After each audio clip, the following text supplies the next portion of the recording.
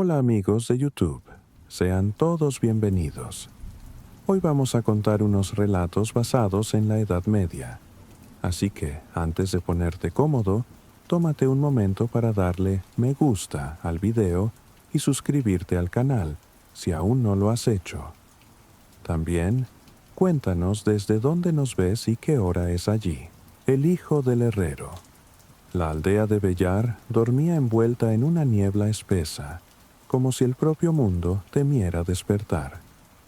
El cielo era una sábana gris, y el frío del amanecer se filtraba por las rendijas de las viejas cabañas, haciendo crujir la madera reseca. Solo el martillo de un herrero rompía el silencio con su repiqueteo constante, marcando el ritmo secreto del pueblo, como un corazón oculto bajo la tierra. Edrin, hijo del herrero, se levantó temprano aquel día, como todos los días. Sus manos, aunque jóvenes, ya estaban endurecidas por el trabajo y cubiertas de pequeñas cicatrices. Era un muchacho de cabellos oscuros y ojos claros, en los que brillaba una curiosidad que a menudo le metía en problemas. No era alto ni particularmente fuerte, pero su agilidad y su astucia lo hacían destacar entre los jóvenes de Bellar. Su padre, Bran el herrero, era un hombre de pocas palabras y muchos secretos. Algunos decían que había viajado más allá de los montes de Espino en su juventud, otros que había servido en las guerras del sur. Edrin, sin embargo, conocía a su padre como el hombre que forjaba herraduras, rejas de arado y alguna que otra espada para los guardias del señor feudal. Nada más, nada menos. «Despierta, holgazán», gruñó Bran entrando al pequeño cuarto donde Edrin dormía. «El hierro no se forja solo». Edrin se levantó de un salto, arrojándose un cubo de agua fría sobre el rostro para despabilarse. La fragua ya ardía cuando llegó. Su calor era un refugio contra el frío húmedo que impregnaba el aire. Trabajaron en silencio durante horas. La rutina era casi sagrada en la forja. Calentar el metal, golpear, enfriar, repetir. Cada martillazo era una conversación muda entre el herrero y su creación. Y aunque Edrin dominaba la técnica, su mente vagaba lejos, hacia los bosques que rodeaban la aldea, hacia las historias que los ancianos susurraban junto al fuego. Relatos de magos desterrados, de bestias escondidas en cuevas profundas, de ciudades sumergidas bajo lagos encantados. Un día, se decía, cuando las 3 lunas se alinearan, el mundo volvería a cambiar. «Concéntrate», bramó Bran sacándolo de su ensueño. «El hierro no perdona». Edrin asintió, sonrojado, y volvió a su tarea. Pero el llamado de lo desconocido palpitaba en su pecho como un tambor lejano. Cuando el sol alcanzó su cenit, Bran le permitió descansar. Edrin, aún cubierto de hollín y sudor, se escabulló hacia los límites del pueblo, donde empezaba el bosque de Nared, un lugar prohibido para los niños y evitado incluso por los adultos. Se decía que los árboles allí murmuraban nombres en la oscuridad y que quien se internaba demasiado nunca regresaba igual. Pero Edrin no era un niño cualquiera.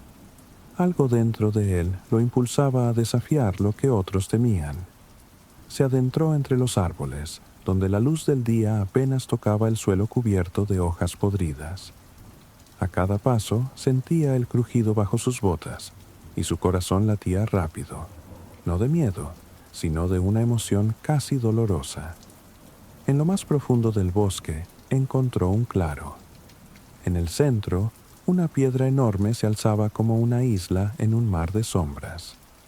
La piedra estaba cubierta de líquenes y runas antiguas, tan desgastadas que apenas se distinguían. Y sobre ella, como abandonada por el propio tiempo, reposaba una pequeña figura de metal, una especie de medallón en forma de espiral, frío y oscuro. Sin pensarlo, Edrin se acercó y extendió la mano. Apenas rozó el medallón, una corriente helada le recorrió el brazo y una imagen fugaz cruzó su mente. Un campo de batalla bajo 3 lunas rojas, un río de sangre, una torre en ruinas, una corona caída. Retrocedió, jadeando, pero el medallón ya se había pegado a su piel como si formara parte de él. Intentó arrancarlo, pero era inútil. Una marca, como una espiral entrelazada, brillaba ahora en su muñeca derecha. ¡Qué demonios!, murmuró, mirando alrededor como si esperara que el bosque le respondiera. Solo encontró silencio. Esa noche, cuando regresó a casa, Bran lo miró largamente, su rostro endurecido por algo más que la fatiga. «¿Dónde has estado?», preguntó sin levantar la voz. «Por ahí», dijo Edrin, encogiéndose de hombros. Bran se acercó y, sin previo aviso, le tomó la muñeca. Al ver la marca, sus ojos se agrandaron como si hubiera visto un fantasma. «Escúchame bien, Edrin», dijo en voz baja, casi temblando. «No hables de esto a nadie. Nadie debe saberlo. ¿Me oyes?» «Pero, ¿qué es esto? ¿Qué significa?», protestó el joven. «Significa que estás en peligro, más del que puedes imaginar». «¿Peligro? ¿Por qué?». Bran suspiró y se apartó, caminando hacia la fragua apagada. «Esta noche empaquetarás lo necesario. Mañana, antes del alba, partirás de Vellar. No puedes quedarte aquí». Edrin sintió que el suelo temblaba bajo sus pies. ¿Abandonar su hogar? ¿A su padre? ¿Y tú?, preguntó con voz quebrada. Bran lo miró, y por primera vez en su vida, Edrin vio miedo en los ojos de su padre. «Yo haré lo que deba hacer para ganar tiempo». Se agachó junto a la fragua y sacó una vieja espada envuelta en telas. «Toma esto. No es una espada común. No la uses a menos que sea absolutamente necesario». Edrin tomó el arma, notando su extraño peso, su equilibrio perfecto. La empuñadura tenía grabados los mismos símbolos que había visto en la piedra del bosque. Aquella noche, mientras el viento aullaba entre las chozas de Vellar, Edrin empaquetó lo poco que tenía: una capa, un poco de pan duro, un cuchillo, la vieja espada. Y antes de dormir, miró una última vez el cielo nocturno, donde las estrellas titilaban como ojos vigilantes. Algo se estaba moviendo en el mundo, algo antiguo, y Edrin, el hijo del herrero, estaba a punto de descubrir su verdadero lugar en aquella historia. La marca del bosque. La luna apenas era un delgado cuchillo de plata cuando Edrin se adentró en la negrura previa al amanecer. El aire estaba impregnado de humedad, y el crujido de sus pasos en el sendero de tierra parecía resonar como un trueno en la quietud del bosque. Detrás de él, la aldea de Vellar yacía sumida en sombras. No se despidió de nadie. Solo dejó atrás el calor de la forja, las risas de los niños junto al pozo, los rostros familiares que nunca volvería a ver del mismo modo. Bran lo había abrazado brevemente, sin palabras, y luego desapareció en la oscuridad, como una sombra entre sombras. Con la espada envuelta en telas colgando de su espalda y la marca ardiente en su muñeca, Edrin caminó hacia el este, donde el sol debía alzarse pronto. Aunque el bosque de Nared se extendía hacia el oeste, parecía que la influencia de su magia dormida seguía latiendo en su interior, como un tambor sordo en el fondo de su mente. A cada paso, el peso de su destino y de su ignorancia se hacía más tangible. A media mañana, Edrin alcanzó un camino mayor, apenas un trazo polvoriento que conectaba Vellar con otros pueblos. La carretera serpenteaba entre campos abandonados y bosques delgados, y no tardó en notar que estaba siendo observado. Primero fue el murmullo sutil de las ramas moviéndose cuando no soplaba viento. Luego, el reflejo fugaz de unos ojos en la maleza. Edrin apretó el paso, la mano rozando instintivamente la empuñadura de su espada, pero no se atrevió a desenvainarla. Las palabras de su padre resonaban en su mente. No la uses a menos que sea absolutamente necesario. La marca en su muñeca comenzó a palpitar, tibia primero, luego caliente, como si respondiera a una amenaza invisible. ¿Quién anda ahí?, gruñó, girándose de golpe. Solo el susurro del viento le respondió. Siguió caminando, pero ahora cada sombra parecía un enemigo, cada sonido un presagio. Hacia el mediodía llegó a un cruce de caminos. Una vieja señal de madera, carcomida por los años, indicaba 3 direcciones: Eltorin al norte, Ravenhold al este, las montañas de Espino al sur. Edrin nunca había oído hablar de Eltorin o de Ravenhold. Las montañas de Espino, en cambio, eran una frontera natural temida por todos, cumbres afiladas donde, según las historias, criaturas antiguas aún caminaban bajo la luz de la luna. Mientras contemplaba la señal, sintió un escalofrío recorrerle la espalda. Y entonces lo vio. Un jinete. No había oído el trote del caballo, ni el tintinear de las bridas.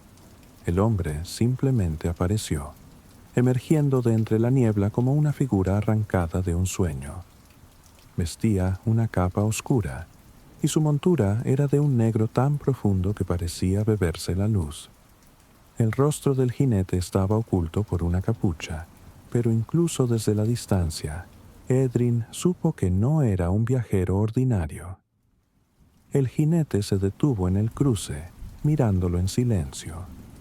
Edrin retrocedió un paso, luchando contra el impulso de correr. «Edrin, hijo de Bran», dijo la figura con una voz que sonaba como el roce de cuchillas. «Ven conmigo, no tienes por qué temer». Edrin tragó saliva. ¿Cómo sabía su nombre? ¿Cómo sabía de su padre? Instintivamente, su mano rozó de nuevo la espada, pero no la desenvainó. «¿Quién eres?», preguntó, manteniendo su voz firme. El jinete inclinó levemente la cabeza. «Un emisario. He venido a guiarte hacia tu verdadero destino». Edrin entrecerró los ojos. Algo en aquella voz, en aquel modo de hablar, encendió todas sus alarmas. «¿Y si me niego?». La figura soltó una risa breve, seca como ramas quebrándose. «No puedes huir de lo que eres. Puedes venir por tu propia voluntad, o ser arrastrado».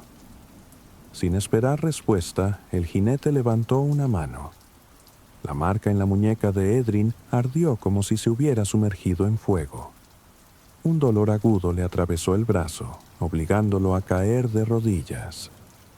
La carretera, el bosque, todo giraba a su alrededor. Pero en el vértigo del dolor, algo dentro de él, un instinto primitivo, antiguo, se alzó. Gritando, Edrin cerró el puño sobre la empuñadura de su espada y con todas sus fuerzas tiró de ella. La hoja surgió envuelta en una luz azul pálida, como un fragmento de estrella caída. El viento mismo pareció detenerse al ver su brillo. El jinete retrocedió un paso, como si la espada fuera una antorcha en medio de la oscuridad. Edrin se puso en pie, tambaleante, blandiendo la hoja. «No iré contigo», jadeó. Por un instante, el silencio reinó. Luego, el jinete se inclinó, como saludando. «Entonces has elegido el camino difícil». Y en un parpadeo, la figura se desvaneció. No se fue cabalgando, no huyó. Simplemente se deshizo en la niebla, como si nunca hubiera estado allí. Edrin cayó de rodillas, exhausto. La espada, ahora apagada, seguía vibrando débilmente en su mano. La marca en su muñeca, antes llameante, ahora brillaba como brasas moribundas. «¿Qué demonios está pasando?», susurró. Se sentía como un pez arrojado fuera del agua, luchando por entender un mundo que hasta hacía un día le era completamente desconocido. Lo único claro era que ya no podía regresar. Algo lo buscaba. Algo sabía quién era. Y si no encontraba respuestas pronto, no viviría lo suficiente para descubrir la verdad. Con manos temblorosas, Edrin guardó la espada, se puso de pie y eligió el camino hacia el este, hacia Ravenhold, hacia un destino que aún no podía comprender. Mientras caminaba, el cielo comenzó a oscurecerse, no por la caída de la noche, sino por algo más profundo, más antiguo, que despertaba lentamente en los rincones olvidados del mundo. La marca había sido activada y el juego había comenzado. El jinete de la luna. La luz del día menguaba mientras Edrin avanzaba por el sendero hacia el este, internándose en un paisaje cada vez más agreste. Los árboles, altos y retorcidos, se inclinaban sobre el camino como testigos silentes. Un viento helado comenzó a soplar desde el norte, arrastrando hojas secas y susurros indescifrables. El muchacho sentía cada músculo adolorido, pero no se permitía detenerse. El encuentro con el jinete negro aún pesaba en su mente como una piedra en el estómago. ¿Quién era aquel emisario? ¿Qué era realmente la marca que ardía en su piel? Cada vez que miraba su muñeca, la espiral grabada brillaba débilmente, como un ojo vigilante. Y, en el fondo, una verdad incómoda comenzaba a enraizarse en su corazón. No era el único que conocía su existencia. Esa noche, al abrigo de un roble antiguo y hueco, Edrin encendió un pequeño fuego, ocultándolo con piedras y ramas para que su luz no atrajera miradas indeseadas. El hambre lo mordía con dientes afilados y su magra ración de pan no era suficiente para calmarlo. Mientras comía en silencio, el bosque parecía respirar a su alrededor. De pronto, un crujido. Edrin se puso de pie de un salto, desenvainando la espada. La hoja emitió un susurro suave al ser liberada de su vaina, y por un instante el bosque pareció contener el aliento. «No temas, muchacho», dijo una voz masculina, grave y serena. De entre las sombras emergió una figura alta, montada en un caballo gris como la niebla. No vestía de negro ni ocultaba su rostro. Al contrario, su cabello plateado brillaba bajo la escasa luz de la luna, y sus ojos, de un azul profundo, parecían reflejar las estrellas. Llevaba una armadura ligera de cuero oscuro, adornada con símbolos antiguos que Edrin no reconoció, y una capa azul que ondeaba tras él como un jirón de cielo. «¿Quién eres?», preguntó Edrin sin bajar su espada. El jinete desmontó con movimientos lentos, mostrando las palmas de las manos en señal de paz. «Mi nombre es Kael. Soy uno de los vigías de Lunargenta». «¿Vigías?». Kael asintió, acercándose con cautela. «Nuestro deber es proteger el equilibrio y a aquellos que están marcados por el destino».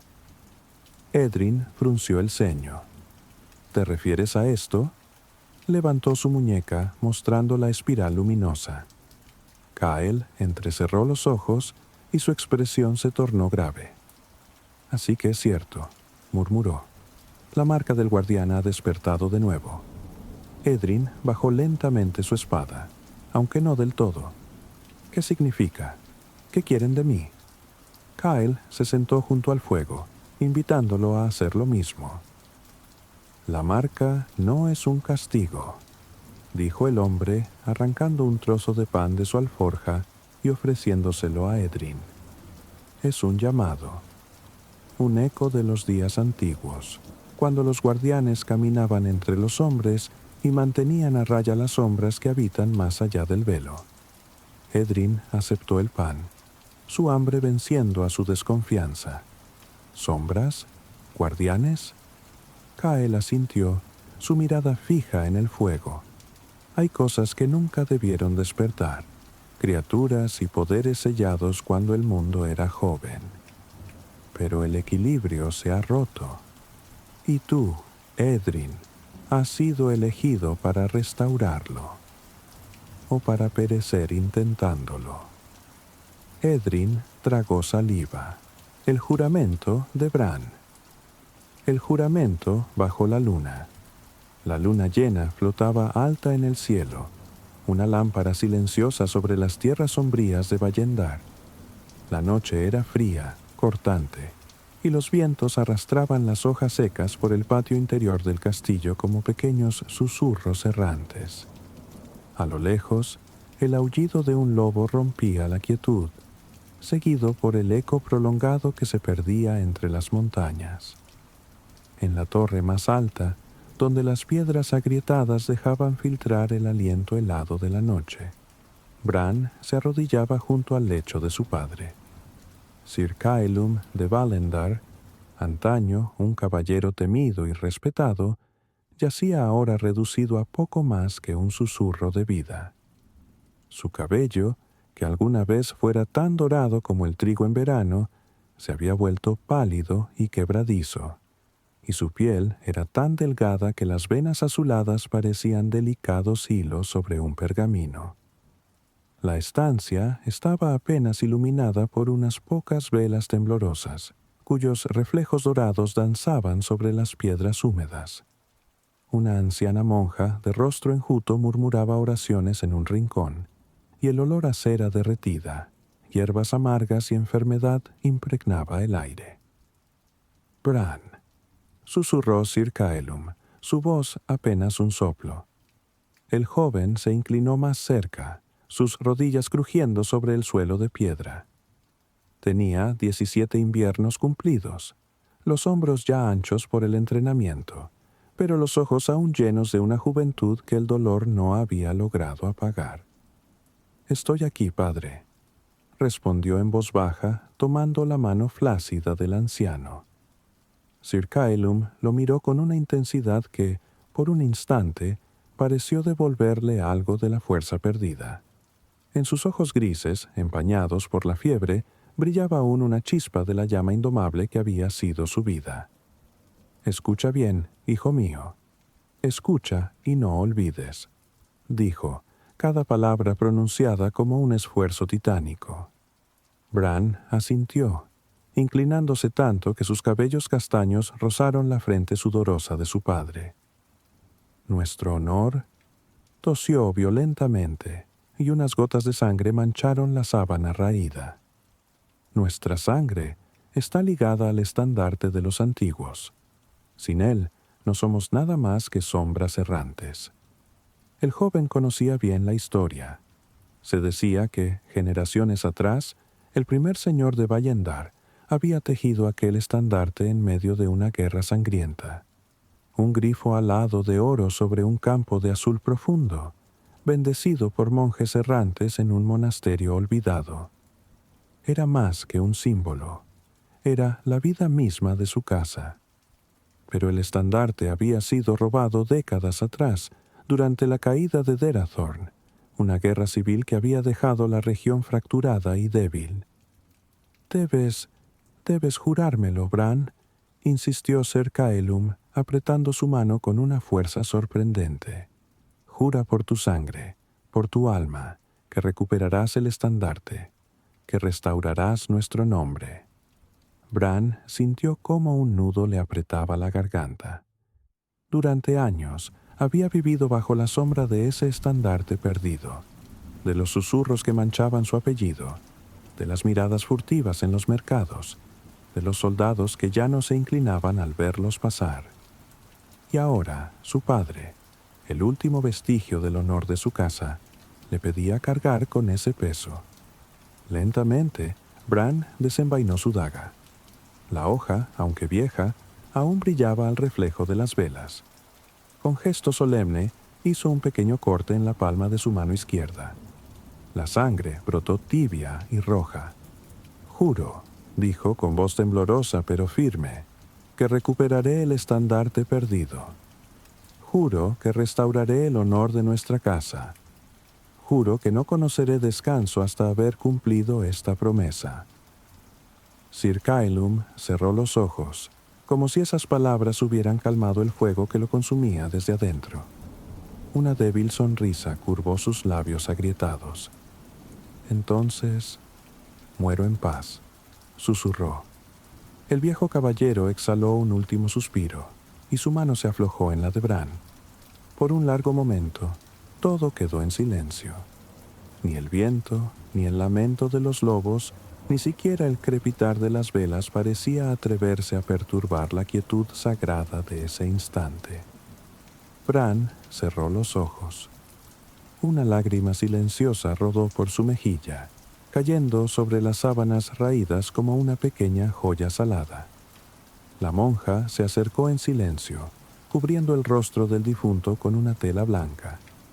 Luego, sin decir palabra, comenzó a entonar un canto fúnebre en latín, una melodía monótona y suave que llenó la habitación de un eco de eternidad. Bran se puso de pie, sintiendo el peso del juramento anidar profundo en su pecho. Su vida, hasta entonces marcada por entrenamientos, cacerías menores y sueños de gloria, había cambiado en un solo instante. Ya no era simplemente Bran, hijo de Sir Caelum. Ahora era el heredero de una promesa antigua, un caballero sin corona ni tierras, armado solo con un nombre y una deuda de sangre. Miró por la ventana de la torre. A lo lejos, más allá de los bosques oscuros y los ríos serpenteantes, bajo el mismo manto de estrellas, se extendían los reinos divididos. Cada uno guardaba secretos, alianzas rotas, fortalezas olvidadas. En alguna parte, el estandarte perdido lo esperaba, quizá en manos de un enemigo despiadado, quizá pudriéndose en una cripta olvidada. Bran no sabía cómo ni cuándo lo encontraría, pero de algo estaba seguro. Había jurado bajo la luna, y en Valendar los juramentos hechos bajo la luna eran más fuertes que la muerte. Con paso firme abandonó la cámara funeraria. Abajo, en las estancias vacías del castillo, su madre esperaba, y más allá, aguardaba el mundo entero. La búsqueda había comenzado. El castillo en ruinas. El amanecer llegó como un susurro frío, filtrándose entre las rendijas del viejo castillo de Vallendar. La neblina se arremolinaba como fantasmas inquietos sobre el foso seco, y las primeras luces apenas lograban teñir de gris las piedras ennegrecidas por siglos de viento y de guerra. Bran caminaba en silencio por los corredores principales, sus botas resonando con un eco triste en la vasta soledad. Era un castillo grande, mucho más grande de lo que su menguada familia podía ya sostener. Había salas enteras clausuradas hacía décadas, escaleras que terminaban en el vacío, tapices deshilachados colgando como trapos olvidados en los muros agrietados.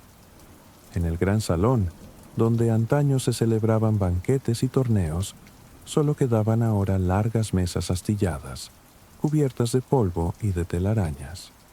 El trono de madera de roble, tallado con la figura de un grifo alado, permanecía vacío, inclinado hacia un lado, como si estuviera cansado de sostener su propia dignidad. Junto a la chimenea apagada, Lady Marielle, la madre de Bran, se mantenía de pie. Su vestido sencillo de lana gris la hacía parecer casi parte de las piedras mismas, una figura esculpida por el tiempo. Su cabello, trenzado en un moño apretado, había comenzado a encanecer en las sienes, y sus ojos, antaño vivos y orgullosos, brillaban ahora con una fría determinación. Cuando Bran entró, ella levantó la vista y asintió levemente. «Ha partido», dijo simplemente. No lloraba. No había lágrimas en Lady Marielle de Valendar. Había llorado todas las lágrimas hacía años, cuando la guerra les había arrebatado tierras, aliados y amigos. Ahora solo quedaba la costumbre de seguir adelante. Bran se acercó, sintiendo el peso de la noche anterior todavía en su pecho. Se inclinó ante ella como un caballero ante su reina. Madre, dijo en voz baja, juré ante él. Lady Mariel observó a su hijo por un largo instante. En esos ojos de acero, Bran encontró no solo tristeza, sino también una chispa de orgullo. Entonces, dijo ella, debes prepararte. La mujer caminó hacia un arcón cubierto por una pesada piel de ciervo. Con un esfuerzo visible, levantó la tapa. Dentro, cuidadosamente envueltos en lino, reposaban los restos del pasado. Una cota de malla remendada, un escudo con el emblema de Valendar deslucido y una espada de hoja ancha oxidada en la empuñadura. Todo lo que queda de nuestra gloria, murmuró Lady Mariel con una amargura seca en la voz. Bran extendió la mano y tocó la espada. Sentía el frío del metal, pero también algo más. Un pulso antiguo, como si los ecos de sus antepasados durmieran en ella, esperando ser despertados. La espada fue de tu abuelo y de su abuelo antes que él, continuó Lady Mariel, envolviendo cada palabra en solemnidad. No es tan afilada como antaño, no es tan temida como antes, pero aún es nuestra. Con respeto, Bran tomó el arma. Se la ciñó al cinto, notando cómo el peso tiraba ligeramente de su cadera. No era una espada ligera para los movimientos ágiles de un escudero. Era un instrumento de guerra, pesada, implacable. ¿Y el caballo?, preguntó Bran, sabiendo ya la respuesta. Lady Mariel negó con la cabeza. Vendimos el último caballo hace 2 inviernos, para pagar a los hombres que custodiaron nuestras tierras cuando los vecinos empezaron a saquearlas. Bran apretó los labios. No podía reprocharle nada. Ella había hecho cuanto había podido para sostener un legado en ruinas. Entonces iré a pie, dijo, y no hubo vacilación en su voz. Lady Mariel se acercó y, por primera vez en años, puso una mano temblorosa sobre la mejilla de su hijo. Eres el último de Valendar, susurró. Lleva nuestro nombre con honor. Bran asintió, tragándose la emoción que le cerraba la garganta. No había lugar para la debilidad. No ahora. Antes de marcharse, recorrió una última vez el castillo. Cada sala vacía, cada piedra desgastada, cada tapiz desgarrado, era un recordatorio de lo que había sido y de lo que debía restaurar. Prometió grabar en su memoria cada grieta, cada sombra, para no olvidar nunca lo que defendía. Subió a la torre del homenaje, donde el viento azotaba con furia. Desde allí, podía ver las tierras que antaño fueron suyas, los campos abandonados, los bosques salvajes, los caminos olvidados, y más allá, en el horizonte, la ciudad de Vallendar brillaba débilmente bajo el sol naciente. Allí comenzaría su búsqueda. Al bajar, encontró a Lady Mariel esperándolo en el patio interior. Le entregó un pequeño bolso de cuero, apenas lleno. Un poco de pan duro, queso curado y algunas monedas de cobre, dijo ella. No tenemos más. Bran lo recibió en silencio. No eran las provisiones de un caballero partiendo a la gloria, sino las de un mendigo lanzado a la tormenta. Y, sin embargo, no se quejó. La puerta del castillo se abrió con un gemido profundo, como el suspiro de un anciano al que despiertan de su sueño. Bran cruzó el umbral y se volvió una última vez. Lady Mariel lo observaba desde la puerta, erguida, imponente en su sencillez. No lloró, no agitó la mano, solo se mantuvo firme, como el último bastión de una historia que se negaba a morir. Bran levantó la mano en un gesto de despedida silenciosa. Luego bajó la cabeza y se internó en la bruma de la mañana. El viento llevó su silueta como una sombra que se disolvía en el mundo. Atrás quedaba el castillo en ruinas. Adelante aguardaba un destino incierto, forjado en juramentos, acero y sangre. y en su pecho, como una llama temblorosa pero viva, ardía la promesa: restaurar el honor perdido, recuperar el estandarte, redimir a Bayendar. La senda de Bran había comenzado. La feria de Bayendar. El sendero que llevaba a la ciudad de Bayendar serpenteaba a través de colinas bajas y campos abandonados, donde los espantapájaros de antaño se mecían como esqueletos oxidados bajo la brisa.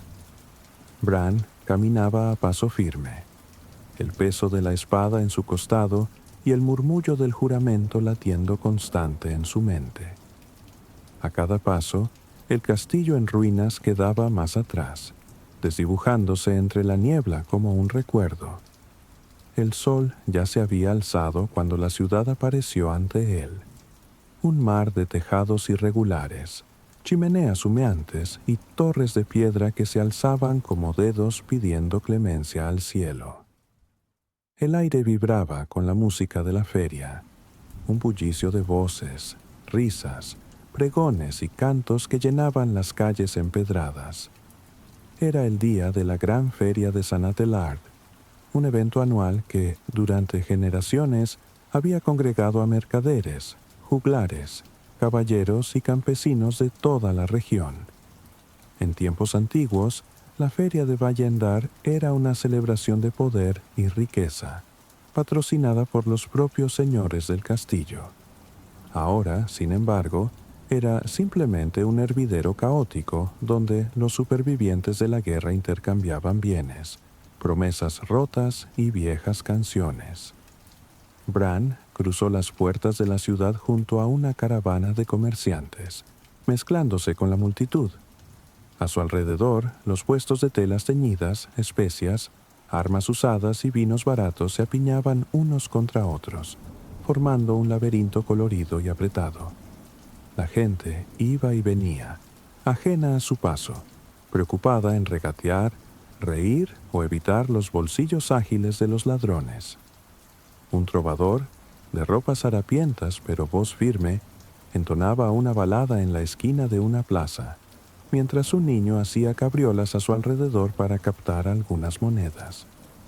Más adelante, un grupo de monjes franciscanos distribuía sopas aguadas a los mendigos, mientras los soldados de la ciudad patrullaban en parejas, sus cotas de malla reflejando la luz pálida del mediodía. Bran avanzó, absorbiendo cada detalle. Sabía que entre esta maraña de humanidad tendría que encontrar su primer hilo, su primer indicio. El estandarte perdido no se hallaba a simple vista. Habría que buscar en los rincones sombríos, entre palabras susurradas y miradas evitadas. Al llegar a una plaza mayor, su atención fue capturada por una escena que contrastaba con el bullicio general. Un pregonero, subido a una tarima improvisada, alzaba un pergamino amarillento mientras un verdugo, vestido de negro, se mantenía de pie a su lado. Por orden del duque de Harrowmont, proclamaba el pregonero, su voz resonando entre los muros. Se busca a quien posea información sobre la hermandad del estandarte perdido. Recompensa de 50 monedas de plata a quien aporte noticias ciertas. Bran sintió cómo su corazón daba un vuelco. La hermandad del estandarte perdido. No era una historia nueva. De niño había escuchado rumores sobre un grupo de renegados, ex caballeros, monjes y desertores que juraban proteger antiguos artefactos caídos en el olvido. Pero hasta entonces no había pensado en ellos como algo más que cuentos para asustar a los aprendices. Ahora, sin embargo, la coincidencia era demasiado grande para ignorarla. La multitud murmuraba en torno al pregonero, algunos riendo, otros escupiendo al suelo, y unos pocos, los más cautos, apartándose discretamente. Bran se quedó inmóvil, evaluando. No podía preguntar directamente, levantaría sospechas, y no podía arriesgarse a ser tomado por espía o conspirador. Tenía que ser más astuto. Se alejó de la plaza, adentrándose en las calles traseras donde la feria era menos bulliciosa y más peligrosa. Aquí, los puestos daban paso a tabernas mal iluminadas, burdeles encubiertos y tenderetes de mercancías robadas. El eco de las llamas. El manuscrito perdido. Las llamas se alzaban como un monolito de fuego ante las viejas paredes del monasterio.